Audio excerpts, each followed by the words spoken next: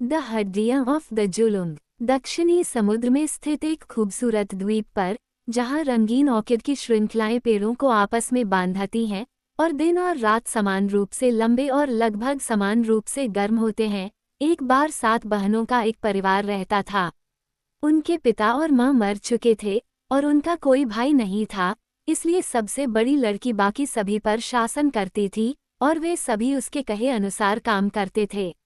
एक बहन को घर की सफाई करनी पड़ती थी, दूसरी जंगल में झरने से पानी भरकर लाती थी, तीसरी उनके लिए खाना बनाती थी, जबकि सबसे छोटी बहन को सबसे कठिन काम सौंपा जाता था, क्योंकि उसे लकड़ी काटकर घर लाना पड़ता था जिससे आग लगातार जलती रहे। ये बहुत गर्म और थका देने वाला काम था, और जब वो आग जला देती और अगले दिन तक आग जलाने के लिए लकड़ियां एक कोने में जमा कर देती, तो वह अक्सर खुद को एक पेड़ के नीचे फेंक देती और गहरी नींद में सो जाती। लेकिन एक सुबह, जब वह अपनी पीठ पर गठरी लिए लड़खड़ाती हुई जा रही थी, तो उसने सोचा कि उनकी झोपड़ी के पास से बहने वाली नदी इतनी ठंडी और आकर्षक लग रही है कि उसने हमेशा की तरह झपकी लेने के बजाय उसमें नहाने का फैसला किया। जल्दी से आग के पास अपना बोझ समेटा और कुछ लकड़ियां आग में डालकर वह नदी की ओर भागी और उसमें कूद गई। अंधेरे जंगल में गोता लगाना, तैरना कितना मजेदार था, जहां पेड़ इतने घने थे कि सूरज मुश्किल से दिखाई देता था। लेकिन थोड़ी देर बाद उसने अपने चारों ओर देखना शुरू किया और उसकी नज़र एक छोटी मछली पर पड़ी जो इंद्रधनुष से बनी हुई लग रही थी। उसके रंग इतने चमकीले थे। मुझे उसे एक पालतू जानवर के रूप में पसंद करना चाहिए, लड़की ने सोचा, और अगली बार जब मछली तैरकर पास आई तो उसने अपना हाथ आगे बढ़ाया और उसे पकड़ लिया। फिर वह घास के रास्ते पर दौड़ती हुई एक गुफा के पास पहुंची, जिसके सामने एक जलधारा कुछ चट्टानों से होकर एक बेसिन में गिरती थी। यहाँ उसने अपनी छोटी मछली को रखा, जिसका नाम जुलुंग जुलुंग था, और जल्दी ही वापस आकर उसके लिए कुछ खाना लाने का वादा करके वह चली गई। छोटी लड़की और द जुलुंग। जब तक वह घर पहुंची, उनके खाने के लिए चावल पककर तैयार हो चुके थे और सबसे बड़ी बहन ने बाकी 6 बहनों को चावल दे दिए। लकड़ी के कटोरे में अपने हिस्से के भोजन को ले लिया, लेकिन सबसे छोटी ने अपना खाना पूरा नहीं खाया, और जब कोई नहीं देख रहा था तो वह जंगल में फव्वारे के पास भाग गई, जहां छोटी मछली तैर रही थी। देखा, मैं तुम्हें नहीं भूली हूँ, वह चिल्लाई, और एक एक करके उसने चावल के दाने पानी में गिरा दिए, जहां मछली ने उन्हें लालच से निगल लिया, क्योंकि उसने कभी भी इतना अच्छा कुछ नहीं चखा था। आज के लिए बस इतना ही, उसने अंततः कहा, लेकिन मैं कल फिर आऊंगी, और उसे अलविदा कहकर वह रास्ते पर चल दी। अब लड़की अपनी बहनों को मछली के बारे में नहीं बताती थी, लेकिन हर दिन वह अपने चावल का आधा हिस्सा उसे देने के लिए बचाती थी और उसे धीरे से एक छोटे से गीत में पुकारती थी जो उसने खुद के लिए बनाया था। अगर कभी उसे भूख लगती थी तो किसी को पता नहीं चलता था, और वास्तव में जब वह देखती थी कि मछली को कितना मज़ा आता है, तो उसे इससे कोई फर्क नहीं पड़ता था।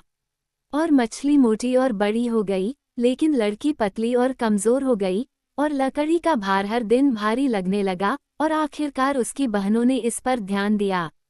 फिर उन्होंने आपस में सलाह मशवरा किया और उसे देखने लगे कि वो क्या करती है, और उनमें से एक उसके पीछे पीछे फव्वारे तक गया जहां जुलुंग रहता था, और उसने देखा कि वो उसे अपने नाश्ते से बचाए गए सारे चावल दे रही है। घर लौटते हुए बहन ने बाकी लोगों को बताया कि उसने क्या देखा था, और कहा कि पकड़ने के लिए एक प्यारी मोटी मछली मिल सकती है।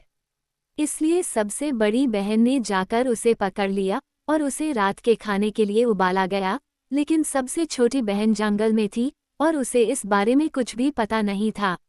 अगली सुबह वह हमेशा की तरह गुफा में गई और अपना छोटा सा गीत गाया, लेकिन कोई भी जुलुंग उसका उत्तर देने नहीं आया।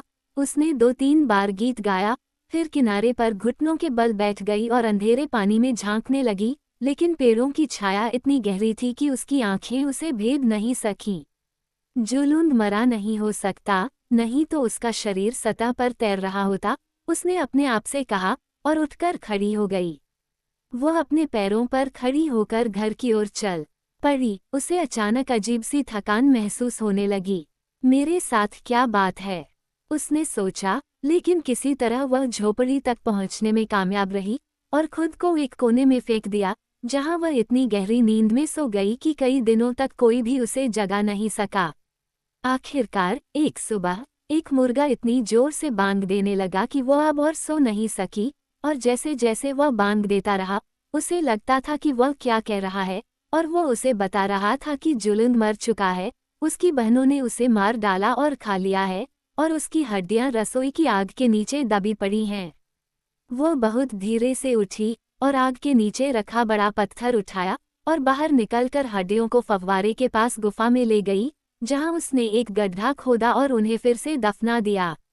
और जब वह एक छड़ी से गड्ढे को खोद रही थी तो उसने एक गाना गाया, हड्डियों को तब तक बढ़ने का आदेश दिया जब तक कि वे एक पेड़ न बन जाएं, एक ऐसा पेड़ जो आकाश में इतना ऊंचा पहुंच जाए कि उसकी पत्तियां समुद्र के पार दूसरे द्वीप पर गिरें, जिसका राजा उन्हें उठाएगा।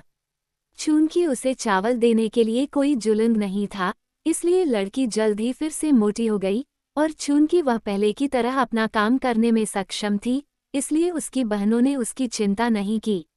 उन्होंने कभी अनुमान नहीं लगाया कि जब वह अपनी लकड़ियां इकट्ठा करने के लिए जंगल में जाती थी तो वह हमेशा उस पेड़ के पास जाती थी, जो दिन ब दिन लंबा और अधिक सुंदर होता जा रहा था।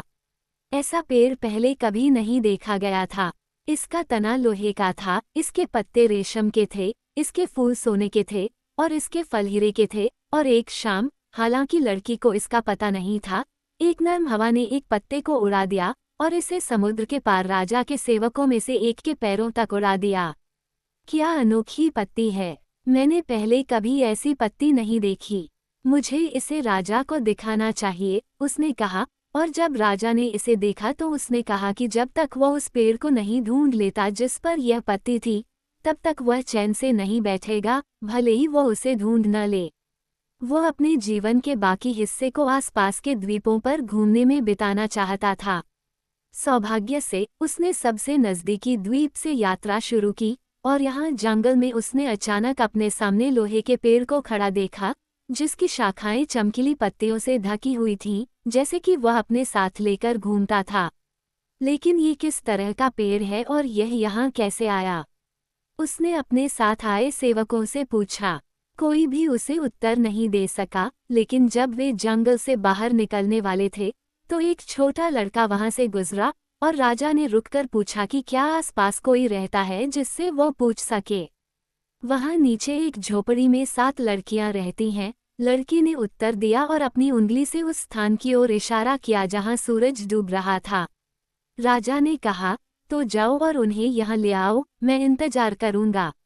और लड़का भाग गया और बहनों को बताया कि एक महान सरदार, जिसके गले में रत्नों की माला थी, ने उन्हें बुलाया है। प्रसन्न और उत्साहित 6 बड़ी बहनें तुरंत लड़के के पीछे चली गईं, लेकिन सबसे छोटी बहन, जो व्यस्त थी और जिसे अजनबियों की परवाह नहीं थी, वह अपना काम पूरा करने के लिए पीछे रह गई। राजा ने लड़कियों का उत्सुकता से स्वागत किया और उनसे पेड़ के बारे में सभी तरह के सवाल पूछे, लेकिन चूंकि उन्होंने इसके अस्तित्व के बारे में कभी सुना भी नहीं था, इसलिए वे उसे कुछ भी नहीं बता सकीं। और अगर हम, जो जंगल के पास रहते हैं, नहीं जानते, तो आप निश्चित हो सकते हैं कि कोई भी नहीं जानता, सबसे बड़ी बहन ने कहा, जो ये जानकर बहुत नाराज थी कि राजा उनसे यही सब चाहता था। राजा ने कहा, लेकिन लड़के ने मुझे बताया था कि तुम लोग 7 लोग थे और यहाँ केवल 6 लोग हैं। ओह, सबसे छोटी बेटी घर पर है, लेकिन वो हमेशा आधी नींद में रहती है और आग के लिए लकड़ी काटने के अलावा किसी काम की नहीं है, उन्होंने एक सांस में उत्तर दिया। राजा ने उत्तर दिया, ऐसा हो सकता है, लेकिन शायद वह सपना देख रही हो। खैर, मैं उससे भी बात करूंगा। फिर उसने कहा, ठीक है, मैं उससे भी बात करूंगा। उसने अपने एक सेवक को संकेत दिया, जो उस रास्ते पर चल पड़ा जिस रास्ते से लड़का झोपड़ी तक गया था। कैसे लोहे का पेड़ झुक गया और लड़की ने अपने पत्ते और फूल राजा को दे दिए। जल्द ही वह आदमी वापस लौट आया, लड़की उसके पीछे चल रही थी, और जैसे ही वह पेड़ के पास पहुंची, पेड़ ने उसे प्रणाम किया। उसने अपना हाथ बढ़ाकर उसके कुछ पत्ते और फूल तोड़कर राजा को दे दिए। उसने कहा, जो युवती ऐसे चमत्कार कर सकती है, वो महानतम सरदार की पत्नी बनने के लिए उपयुक्त है, और इसलिए उसने उससे विवाह कर लिया और उसे अपने साथ समुद्र पार अपने घर ले गया, जहां वे हमेशा के लिए खुशी से रहने लगे।